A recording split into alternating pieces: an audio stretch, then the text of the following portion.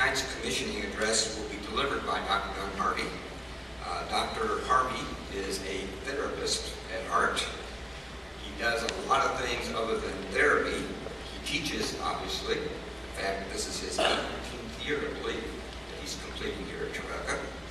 He's also a writer, and I've kind of lost track of how many books and articles he's actually written.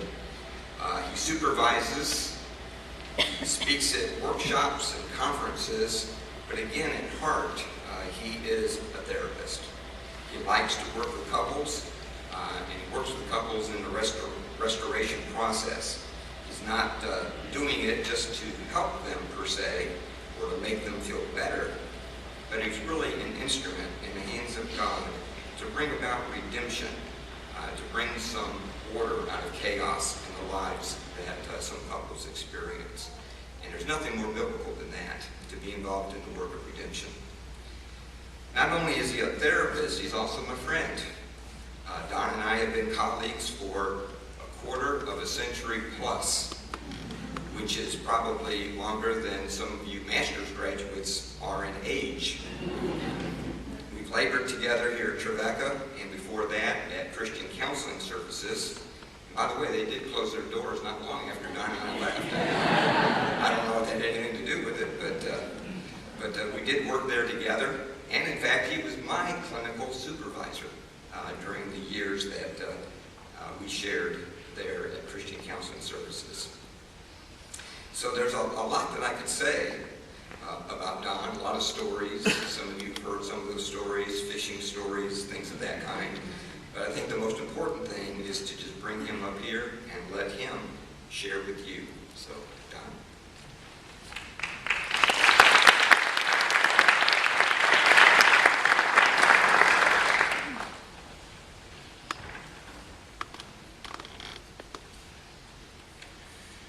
Wow, what a night. Surprises already. Thank you. I have been here 18 years. It's been a good place to be. I've always said Trevecca has been a good place to be. Trevecca lets you dream. That's something to be said. Very positive for a person. And so I've been able to dream here. And that's been a good thing. Great colleagues. Always work with great colleagues. And that's what makes things happen. It's not programmatic. It's people that make things happen. And I just work with great people. I've got kind of a diverse speaking opportunities for the last 3 weeks. A week or so ago, in fact, I saw Dr. Pusey here working on Good Friday. We were here, Peter and I were both here preparing for a conference that we were speaking at locally. So we were speaking to the licensed professional counselors. That's a seasoned group of people. Seasoned is a kind word. I saw an article in a journal that talked about professional growth observations from seasoned therapists, and I chuckled when I saw that, and I said, that's just a kind word for old. Then I read the demographics, and they were describing me. And I felt bad. But this was a seasoned group of people. As I looked around the room that I was speaking in, I thought some of these are more seasoned than I am. There's some old folks there. Well, about 2 weeks from now, I'm going to be speaking to a group of professional bass fishermen. Trust me, I'm not going to be saying the same things. But I said to these seasoned people. It's an interesting lot. I fish, as was alluded to, and which probably a few of you know. If you've had a class with me, you've heard fishing stories. I use them metaphorically. But I fish on a professional tour as an amateur. And there's an organization called Focus, which is Fellowship of Christian Anglers. Some of these professional fishermen are on the road 200 days a year. They're not around church. And so this organization kind of gathers around bands for them. And so we'll have a registration when there's a team meeting, and after that the Christians will kind of come back in and we'll pray together, we'll somebody that'll give something inspirational. And a couple of years ago, the person who heads it up as a ministry to outdoorsmen asked me to speak to the group on marriage. That was challenging. Not the population I tend to speak to. So I ran into him a tournament or two ago, and he said, you up for another stint? And I said, yeah, I think I am. So I'll be in Shreveport, Louisiana, fishing in a couple of weeks, and we'll be speaking to that group. What I've learned about speaking to various groups is you really have to know your audience. And you really have to be able to tell them something that they need to know.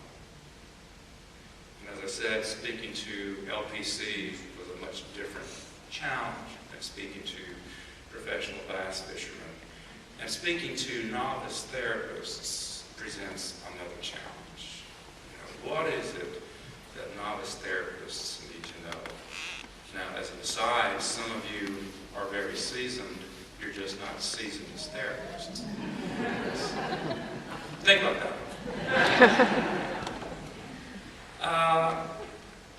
Funny thing is, I have a lot that I would like to say.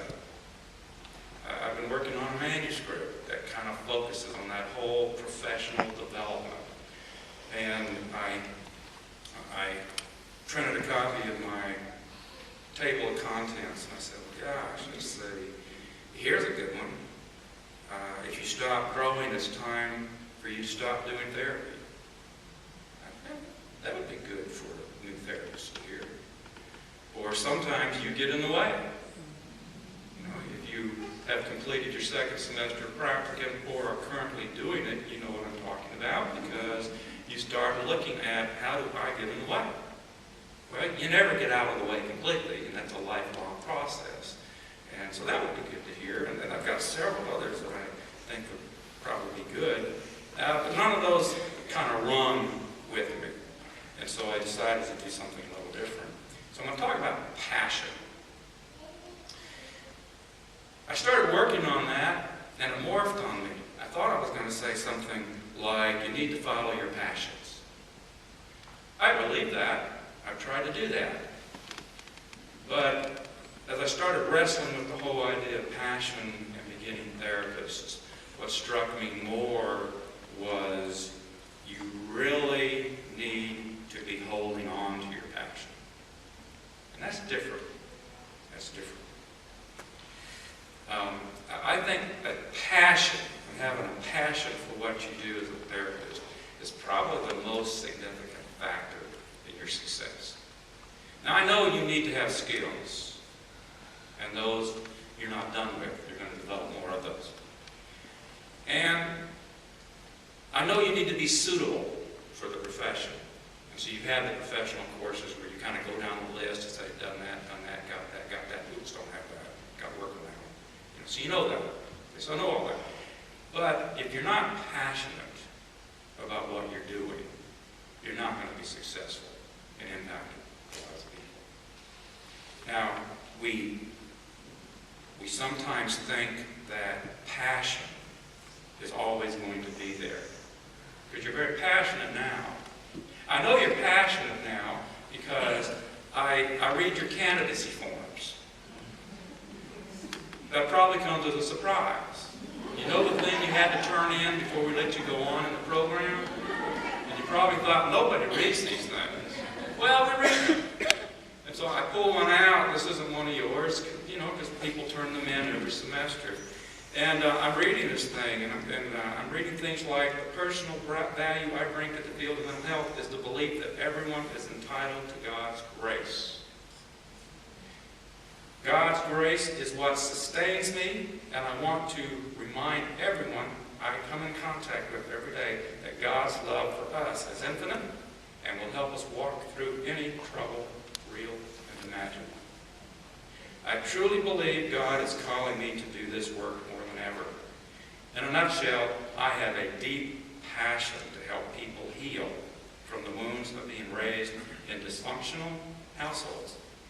I have never felt more comfortable when thinking about my future through the lenses of being a therapist. I feel that I will be successful because of the work I have put in for myself I have a history of trauma, and now have a history of healing from it. This person's passionate about becoming a therapist. I could have picked any one of your candidacy forms and read something very similar. So I know you're passionate now because I read your candidacy forms. I know you're passionate because I see you in class. I've had you in class. I've watched the interaction. I've heard what you've had to say.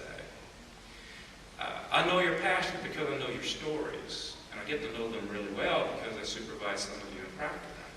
And I know your stories. I know what you're leaving. I know the sacrifices. I know those of you who have been in well-established careers that pay good money to go into therapy, which may not pay as much. But you're not doing it about money. You're doing it about passion. So I know you're passionate now. But we have this tendency to project the present into the future. And we're passionate now, and we can't imagine ever not being passionate.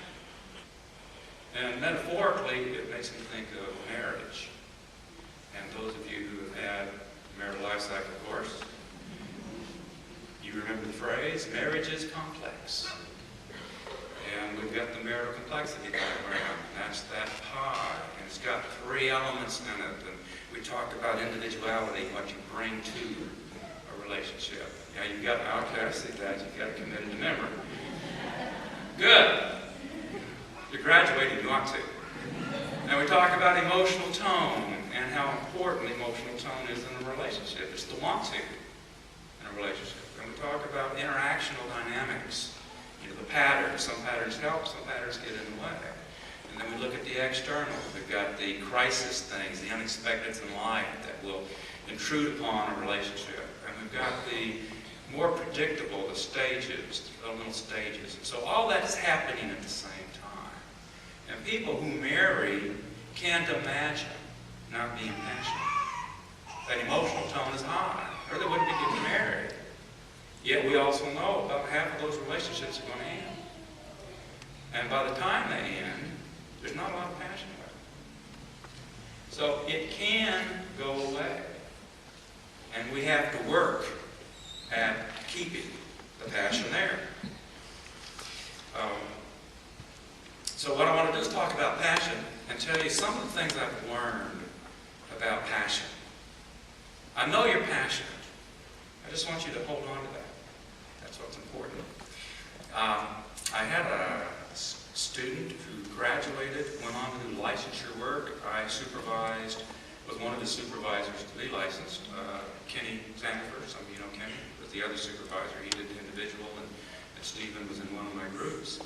And Stephen was kind of a T-crosser and an I-daughter, and he had it planned out. And he told me, okay, this will be the last time I come because I will have my hours. I've already passed my exam, and I won't have to write another check for supervision. And he didn't say that, but I knew that's what he was thinking. And so I had him this one last time, and I just asked him while I was there. I said, I said, Stephen, what are you passionate about? Well, that wasn't a typical supervision question. So he kind of looked a little shocked and then said, well, I'm passionate about working with men and men's issues. But, and it really surprises me, I have found in this whole supervision process and working out there in the field, I've become really interested and passionate about working with couples. I really like doing couples work. We talked about that a little bit. And I said, okay, besides therapy, what are you passionate about? And again, that wasn't a question he expected. He kind of relaxed a little bit and he said, I'm really passionate about music. Music's what brought me to Nashville. Before, I just got drawn into therapy. And I know that my career's not there, and I plan for my career to be there, but you know, that's just a part of my core, and I'll pick the guitar a little bit every now and then, I'll just play songs or something. It's just something I have to do, it just grips me. And I've become passionate about my community. You know, I'm in a community community, that we're trying to restore the community, and I'm very invested in that. And I'm really liking that. But what Stephen did was he touched on my outline. He touched all the things that I had planned to kind of say. And so some of the things I've learned, and we'll see this weave in, about passion. First of all, is we don't all have the same passions. And that's okay. Stephen's passionate about working with men and men's issues. That's not my passion. Stephen's passionate about music. That's not my passion. I work with passionate colleagues. I work with James Scott. James is passionate about research. I don't get it. He even understands it. So it's not my passion. But I have a great deal of appreciation for a man who's passionate and knows what his passion is and wants to be the best at what he's passionate about. I work with Terry Pruitt. He eats and breathes psychopathology as a study. It's not my passion. That's okay. It doesn't have to be my passion. What's important is you know your passion. And be the best, be the expert in your passion. That's there for you. So, first thing I've learned is we don't have to all have the same passions, and that's okay. But know what your passion is. Second thing I've learned about passions is passions choose us. We don't choose them. I ought to be a fly fisherman instead of a redneck bass fisherman. Fly fishermen, that's my demographics. Fly fishermen, better educated, more sophisticated. If they're not Nazarene fly fishermen, they're going to have a glass of wine at dinner.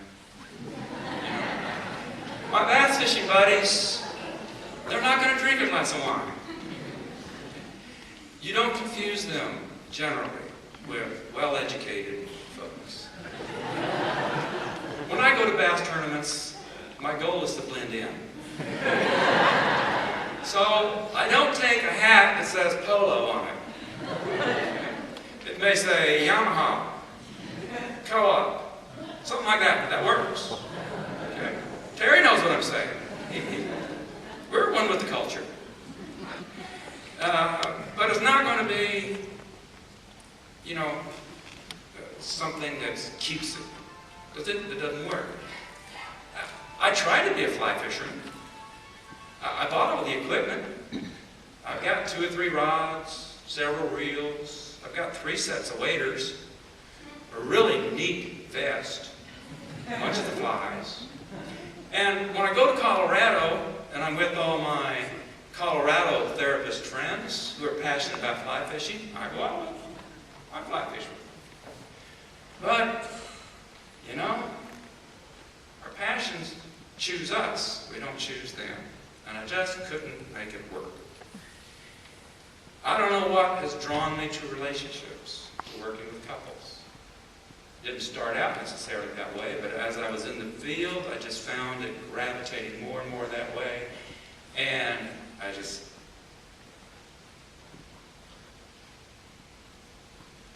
can't get away from it. I'm just passionate about it. You know, maybe it's going to go away. I've only been doing it 35 years. But no, I've morphed a little bit. I used to be more interested in premarital. I've kind of moved more to crisis stuff. Let's get down to the nitty-gritty. I used to be more into marriage enrichment. Now I'm over in intensive experiences and stuff like that. So I'm kind of morphed. It still, though, is just something about working with couples and seeing reconciliation. You know, it chose me. And so I still hang there. The third thing, and it's the last thing I'm going to say about things I've learned about the passion. I know they only gave me 20 minutes. I have a funny story I was going to tell about Dr. Boone. I diverge. I want to tell it anyway. But Dr. Boone, shortly after he came, I served under two presidents, Dr. Reed and then Dr. Boone. And shortly after he came, we had a social function at my house, and we probably was 24 people there, and we were barbecuing buffalo burgers. I remember him saying that this was probably the first time he's been buffaloed by a faculty member. And I said, well, it's the first time you know it. But we were talking about fishing, because I live someplace that there is a pond. And he said, well, you know, when I went to school here as an undergraduate, Denise and I took an angling class. It was under PE and stuff, and he talked about very fondly taking that class. And he said to me, you know, Don, that class is probably still on the books. You could probably teach that class and get paid for something you love to do. Of course, I lack an hour of being a wit, so I wasn't able to come back with a quick response. But I thought about that, and after a while I said, I'm already paid to do something I love to do. I love working with passionate people, and I'm looking at passionate people. The third thing that I've learned about passion is you need to protect your passions. Because we have that idea that it's always going to be this way. But if you don't protect it, it may go away. We've heard a lot about burnout. That's been a very big topic for over 2 decades. You know, when you take professional seminars, they make you read books. And it's even morphed a little bit, but now, because mental health professionals are so special, we talk about compassion fatigue. You know, makes us feel special. And we do that because we don't want you to burn out. We don't want you to get compassion fatigue. And so we give you all the first order kinds of things that's supposed to protect you from that. So you know, okay, I need to have boundaries. And I need to not be the Messiah. You know, as Dr. Crew would say, it's the client's journey. I've heard you say that. Yeah. So we know those things. We know, okay, I need to control my time, and I need to control my caseload, and I need to have a physical regimen, and I don't need to lose track of my own relationships. Those things keep me balanced, etc. But that's all first order kinds of stuff. I think if you're really going to be on top of protection, you got to take it up a notch. And we had Greg Lester on campus a year and a half ago at the Issues in Therapy conference. This guy's passionate about personality disorders. And one of the neat things about Jan organizing all that is she and I do the meet and greet. So we pick the people up at the airport, we make sure they get to their room, and then we take them out to eat, and we get a chance to get to know these people on a personal level. And Greg Lester was just a very fascinating man. And we talked about the things that he's passionate about, in addition to personality disorders. He's passionate about martial arts. Now, if I worked with personality disorders like he does, I probably would be too. But that's just an aside. But I said, you know, it's just something that grips me.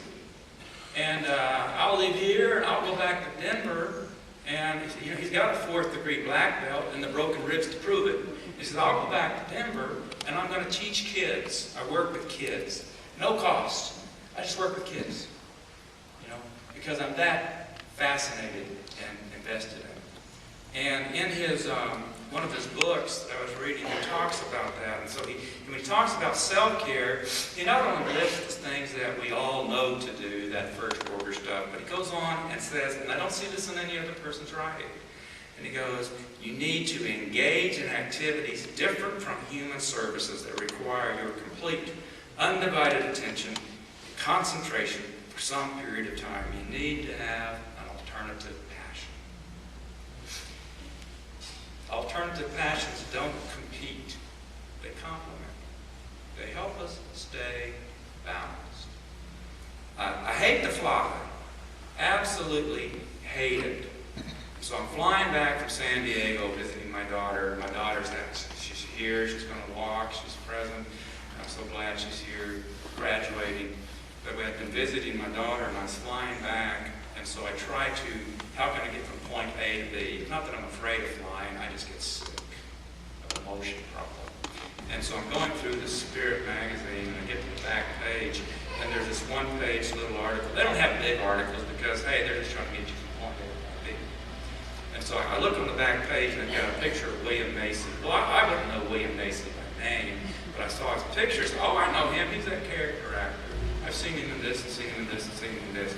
And they're talking about his passion for acting. But then they ask him that other question, what else are you passionate about? What are your other labors of love? And he said, I love carpentry. I'm also the worst carpenter I know. I have a really nice workshop and tools, but I'm as dumb as a bag of hair when it comes to being a carpenter. Everything I do, I have to do twice. But for some reason, I can't stop doing. That's an alternative passion. And it keeps him sane. Keeps him balanced. It keeps him from burning out as an actor. We need those alternative passions. The therapists who I know, and I know a bunch, who have done it the longest and done it most successfully, have alternative passions. My colleague I've got in Colorado, he rebuilds cars. This guy, he's a really psychodynamic guy, Alan. You'd like him. Okay? But he rebuilds cars. He calls it his therapy. I have another colleague who makes bows, traditional bows, archery bows. And the last time I talked to him, he told me more than I wanted to know about. He was probably when you talk to me about fishing, you're thinking the same thing. You tell me more than I want to know. But he's talking to me about, good bows is laminated. You laminate it with bamboo. And he says, I get my bamboo from the Gulf of Tonkin. Like I care. And why is it, why is it you get it from the Gulf of Tonkin? Because that's the strongest bamboo in the world to survive all those monsoons. So I don't know how he gets it from the Gulf of Tonkin, but he gets it and he builds these bows. He has, for some people, it's digging in the dirt and seeing things grow. That's their passion. For a few, it's fishing. What can I say? But again, these aren't competitive. They're complementary. Again, we're talking about you need to protect your passion. Because if you lose the passion, you're not going to be successful. I'll close with a couple story. I am a therapist. Can't get away from working with therapists. I had a couple that came in that were just in extreme crisis. They had been married for 10, 11, 12 years, something like that. Marriage had not been good for a lot of years. They'd been separated once. They each had their individual therapists, one of them for 4 years. So they had their individual therapy thing going on. They got with a couple therapy briefly. It didn't go well, so they had to go back to their individual therapist. But the marriage was not doing well. What brought them in to see me was that they were down an affair, which kicked it up a notch. And the wife had an affair with an extended family member of the husband's. And that just kicked it up another notch. And so they came in really at a point of crisis and said, we really would want to stay together, but we don't know that we can do that. When you work with that type of trauma, it's a fork with two tongues. You've got the relationship issues that have been there for an awfully long time that need to be addressed. And you've got the betrayal, the trauma, all that. You've got both of those things going on, and it's like we can't just carve it out. Well, we're going to do this, and after we get that taken care of, we're going to go here.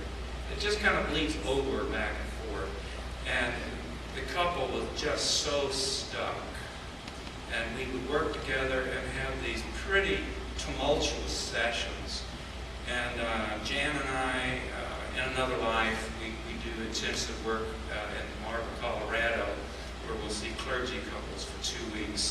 about 4 couples, and they're staying at the retreat center, and we're down here in a little historic town called Redstone. It's about a 12-mile drive. So we're driving from Redstone to the retreat center to work with these couples, and there's this little place that we stop and we pray on the way.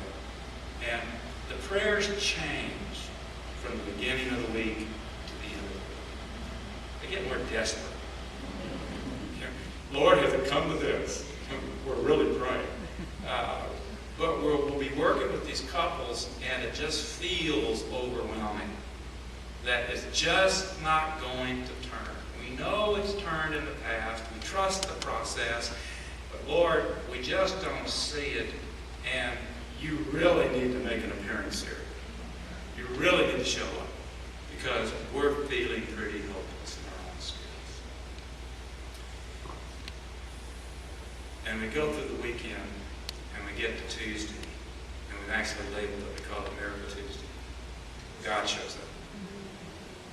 And the couples soften, and they start to take responsibility, and things start to happen. And so I'm feeling this way about this couple. You know, I'm praying about my schedule in the morning. I've got maybe 8, 9, 10 coming in during the day, and I kind of go, okay, got this. And they come up, and I said, Lord, we really need for you to show up, because it's not working well here. And started to see some change. Started to be some softening on the husband's part. He was so caught up in, you hurt me, that he couldn't see all the devastation he had played into throughout years of the relationship. But they started to externalize. They started to see the cycle as a culprit, that she was in a bad place, made bad choices, owned that, saw that, wanted to be different. We started to see change. And they would come in. I had this tumultuous experience in the parking lot. They were en route to a section. We got into this big argument. He came in and said, she won't come in with me. Should I just see you? I said, no, you've got an individual therapist. I don't want to interfere with any type of alliance. Call me when you guys are ready to come back. And so 4 weeks later, I get the phone call. And so, but I started to see that change. And he came in, they came in for this one session. And I could feel something was different. And the husband started to talk. And he said, we had kind of a verbal altercation over the weekend. And I said some things that I didn't need to say. But as I stepped back, I said, I realized it. I was in the wrong. There's no way she deserved what I was saying. That really was more about me. And for the first time, I've gotten a glimpse of what she's had to put up with for 10 years. And I am so sorry for what I've done to her all these years.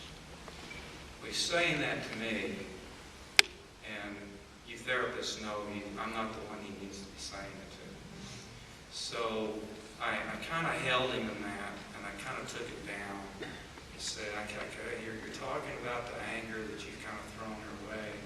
Where's that been coming from? He said, it's just my fear. And we started talking about that. And I said, what would you want her to know? You know, short chunks. This isn't an epic. What do you want her to know? And he turned to her and just, started talking about, I am so sorry. Not for just the weekend, but for the years that you've had to put up with.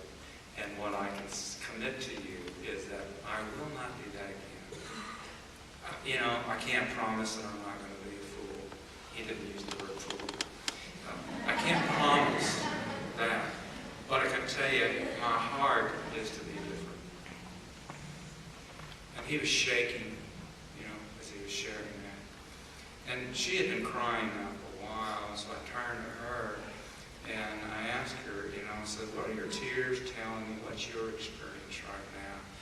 And she gave me this metaphor. She says, well, it's like this metal box that's just floated up. And it's a box that I before couldn't even admit was there because I'd been discounted so often, denied so often. It's like this metal box floated up, and the lid went back, and all this stuff has just floated away. I said, so it's almost like you've been freed, and that's a release. He said, yeah, it is. And I softened my voice and the things that a therapist is supposed to do and stuff. And I said, what do you want to say back to him? And she responded back to him, in a very forgiving kind of way. And after a few minutes, it seemed like things had kind of come to an end. And I just said, it just seems like somebody ought to hug something. And then hoped it didn't move toward me. And they got up and went to each other and hugged and reconciled. And things weren't over, but it was the first turn I have seen, the first sign of what we would call second order change, or reach. And they rescheduled and left something, and I had a break, and I called Jan. It's nice when you have a built-in peer counselor. Alan was in session, so I couldn't talk to him. So I called Jan, and I said, let me tell you about this session I just had. The academician in me talked about the theory. They've been in stage 2, incrementally, didn't know if they were going to move out of that. They've been in stage 1, saw them kind of coming down, and I just saw a second order response. They just passed over to stage 2. I don't think they're in stage 2. They're not going to live there yet, but they're reaching. I said, I just saw that. The therapist in me talked about skills. So I said, he started going there. I slowed it down. I took him down. I got an enactment going. I processed with her, So I talked about skills. Good skills. Didn't happen on its own. Come on, guys. And that's not why I called her. I called her because I wanted somebody to share my joy. And after doing this for 35 years, I'm still excited when people reconnect. Still passionate for it. And that's what I want for you. You're starting out on your journey, your analysis. I want 35 years from now, you to be as passionate about what you're doing, about touching the lives of people, as you are today. It's only 35 years. It's a cakewalk. But you're going to have to protect your passion. That's going to happen. But if you don't, you'll lose your effectiveness as a therapist. You're only as effective as your passion. So, back to my topic, so I can find the title. You've got to hold on to your passion. And that's what I have to say to the graduating class, 2011, of Trevecca Nazarene University's graduate psychology.